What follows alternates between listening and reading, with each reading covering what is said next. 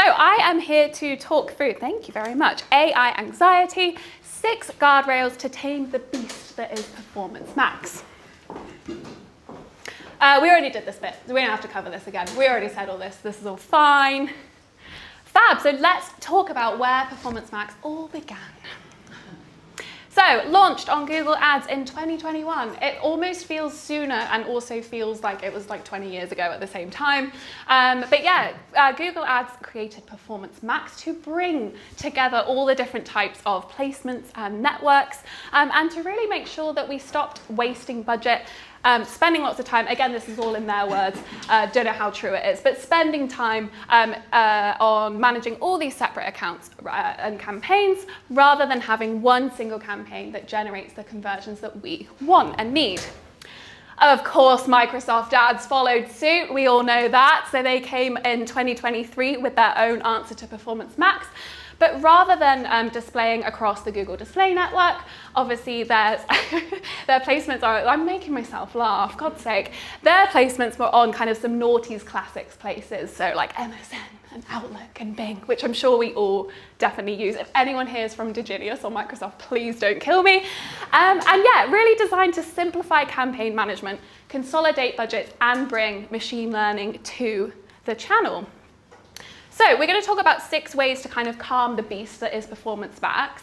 I don't know if anyone in this room is like a little bit nervous. I'm not going to ask for a show of hands because you're all professionals.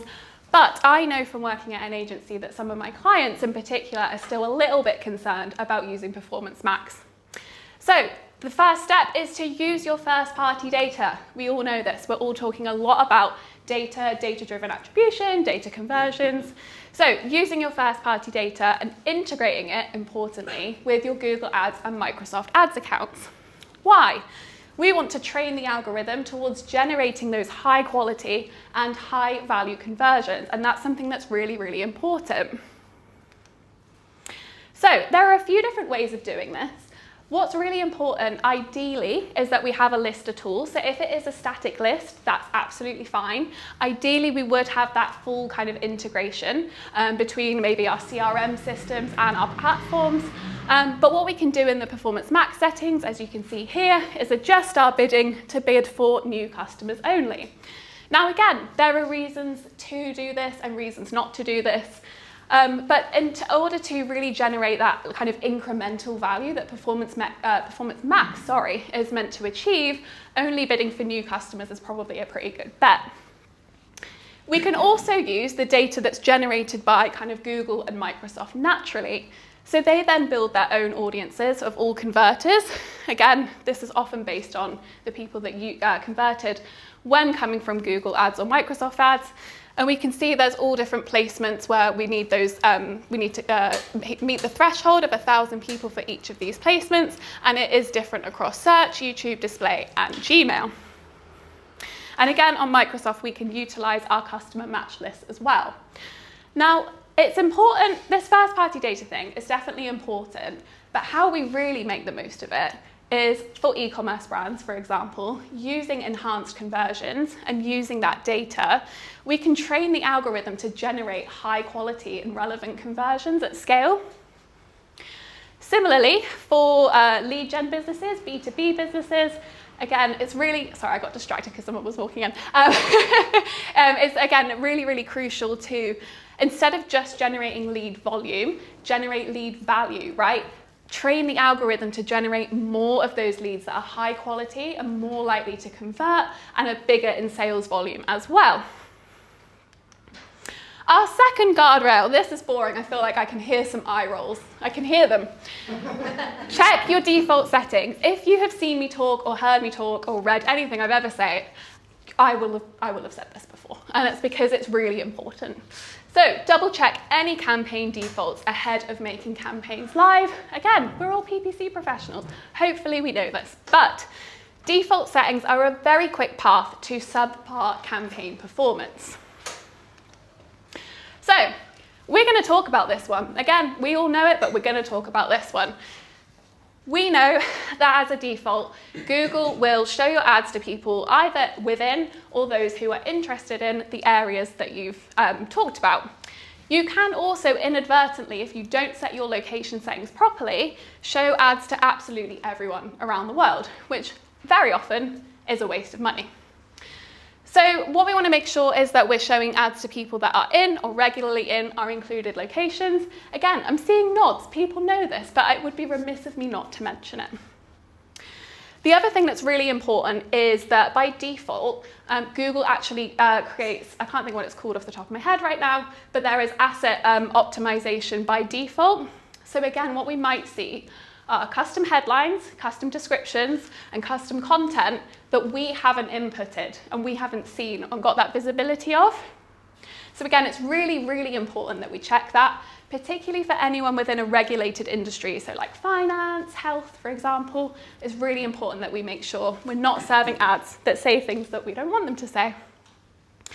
And finally, something that's very easy to do, and I have seen time and time again, we can accidentally, in the process of creating Performance Max campaigns, optimize them to generate all conversions, right? Every single type of conversion that we have on our account.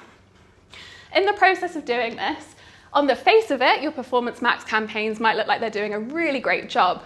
But actually what we might find is a lot of add to carts or a lot of newsletter subscriptions or a lot of people looking at product pages. So again, it's really important that when we're looking for conversions and optimizing toward conversions, that we make sure that we're only including the ones that we really want, right? And it's not rare. In fact, the average Google Ads campaign has 3 Performance Max campaigns. So if you want to use Performance Max to generate conversions, but you've got different types of conversions, that's another option you have as well. So generate different campaigns for different conversions to make sure that the ones that you're putting all the money in are generating what you need, your value, your leads, and your sales. Number 3, consider, this is the operative word here, consider using negative keywords and brand exclusions. We want to exclude irrelevant and low quality terms from the get-go. I'm sure no one here who's ever made a campaign, especially now learning anything along the way, would make a search campaign without a single negative keyword. Okay, no one's saying I would, so great. So yeah, you wouldn't run a search campaign without negative, so why would you run a Performance Max campaign without negative? Well, our good friends at Optimizer, I'm not looking at the people from Optium, sorry, I've already apologized to them. Our good friends at Optimizer have actually shown that things like brand list exclusions, negative keyword placements, topics, etc., aren't actually as commonly used as we think they are. So 97% of accounts they found didn't use brand list exclusions. And I think it was about 58% of accounts didn't use any negative keywords. And what we can see, the impact of that is, so we're looking here, brand list exclusion. This is the volume of accounts. So again, people that did use them, people that don't. The number of campaigns. We're seeing that the people that do use brand list exclusions do have lower CPCs, higher CTRs. ROAS is pretty negligible, but conversion rate is lower and CPA is higher. So actually, not using a brand list exclusion appears much more efficient. Similarly with exclusions down here, we can have a look quickly. So we can see those who don't use any exclusions on their accounts for negative keywords, placements, or topics, lower CPCs, higher CTR, better ROAS, higher conversion rates, and more efficient CPAs. Now, don't try and hoodwink me with this question, okay? I think, looking at this data, it's important to think and say, well, if we're not excluding any brand terms, and if we're not excluding anything, could it be that the conversions we are getting perhaps aren't incremental? Perhaps they are low-hanging fruit, perhaps they are brand terms. And I think that's an important thing to think about. So I'm not standing here saying, do or don't use brand exclusions, do or don't use negative keywords, but I think, look at the data, it's by a case-by-case basis, really. The next one, this seems obvious, but again, the data might surprise us. Leverage audience signals and exclusions. So we can tame universal ad serving with audience signals and search themes. Why it's important that we tell that platforms up front, especially if we're creating Performance Max campaigns for the first time, or we're on an account that has no historical data, it's really important that we do give this information, in my opinion, up front to help save those learning phases and get that information and those quality conversions as quick as possible. But optimizer again, proving our assumptions wrong. So audience signals, let's just really quickly cover what they are. So when you're creating a Performance Max campaign or editing one that's already there, what you're able to do is set the demographics, life events, affinity audiences, custom audiences, etc., etc. Again, to kind of guide the machine learning towards the kind of people that you want to see your ad.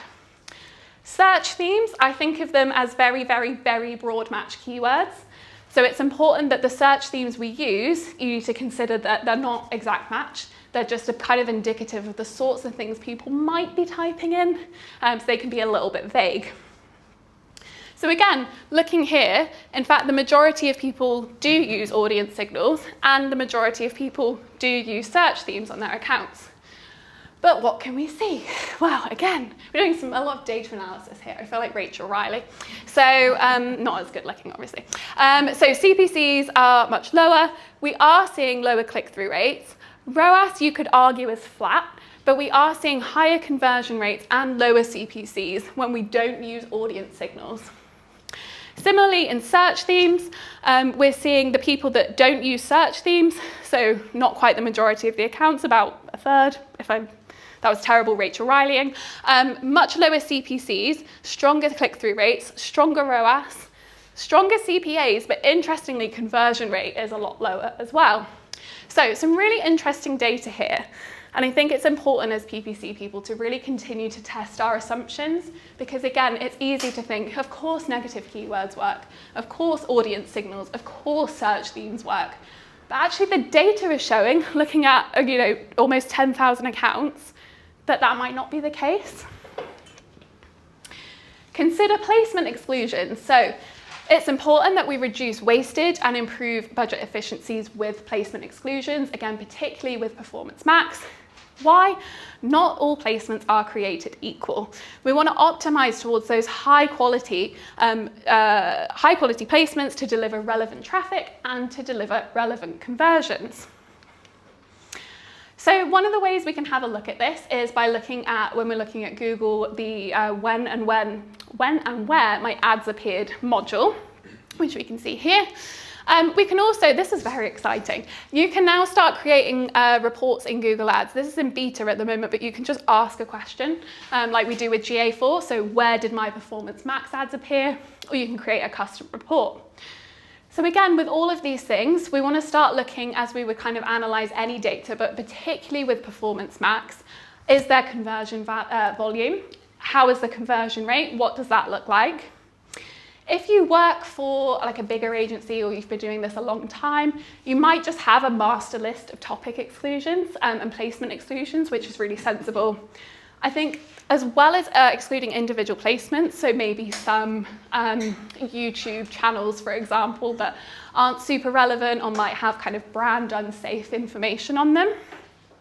Another one is Candy Crush. Who here has played Candy Crush? Please don't make me, thank you, thank you so much. I didn't want to have to say I was the only person that has ever played Candy Crush. But when you play Candy Crush and apps of that sort, in order to get like little boosts, I'm pretending I don't know, in order to get little boosts and stuff, you have to watch ads for like 10 seconds, 15 seconds, and then you get to skip a level or whatever.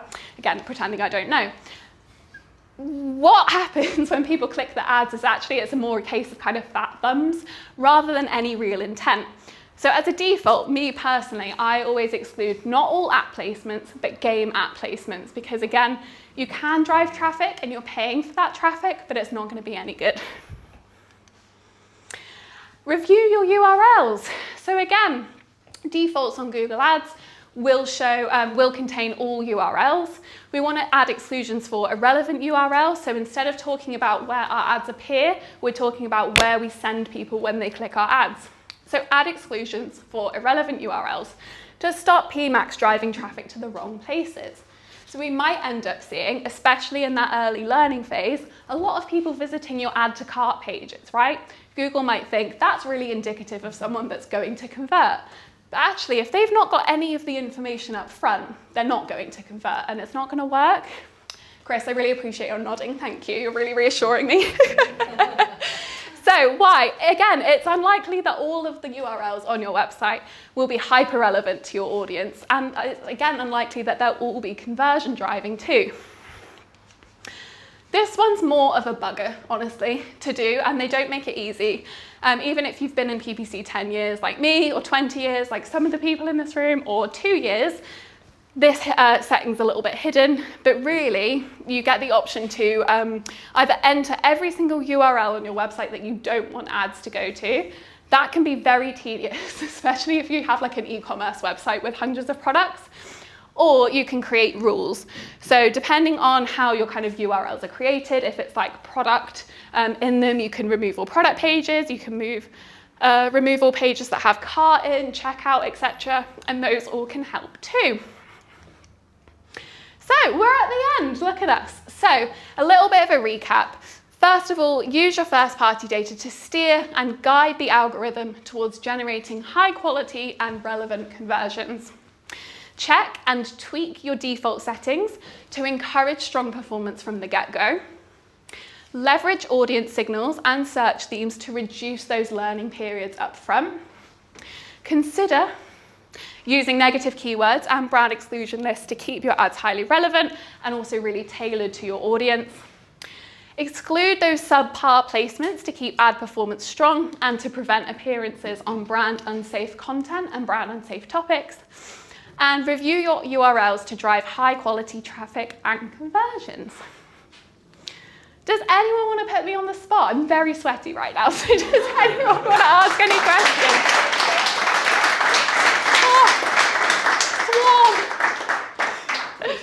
Any questions? Yes, please. Excuse me. Regarding the optimizer research you talked about, Oh God. were these factors about brand negative keywords, audience signals, and search themes, were they tested in isolation or were they tested in combination? Because I think if it's not tested in isolation, there's going to be a mixture of all these different factors. That's a very good point. I did not do the research. Yeah, I know the lady who does the research, Nava Hopkins, who was one of our fantastic sponsors there, and I'll send that question over to her. We'll definitely make sure that you get an answer for that question. Thank you. For sure. I wanted to ask a similar question because my gut feeling was if you haven't got brand exclusions, you're probably cannibalising other campaigns you've got. But if you haven't got a search campaign, a separate search campaign, you're not going to get the benefit of it. So basically, if you haven't got it negatived out and you've got nothing else, then of course you're going to do better because it's a blended result of both brand and non-brand. But if you're doing it properly, you're going to set up a separate search campaign, you're going to negative it out, and you're going to run it so you can identify your brand traffic versus your non-brand traffic. So to me, it's a bit of a weird result because it doesn't. So the people that seem to know what they're doing, it's counterintuitive, but it could be the way that it's been set up. Exactly, and I mentioned that too. Like, I think you can definitely ask the question, like, is it because everyone's going for brand instead, and that's why CPAs are cheaper and ROAS is better, you know? So I think there is that conversation, but we know Nava, she's brilliant at answering these questions, and she led the research and put it all together. She's definitely the go-to person to ask about this. But there's an article as well with it all in, which I can share somehow. Thank you. Absolutely. Any other questions? All right, please, give Sophie another amazing round of applause.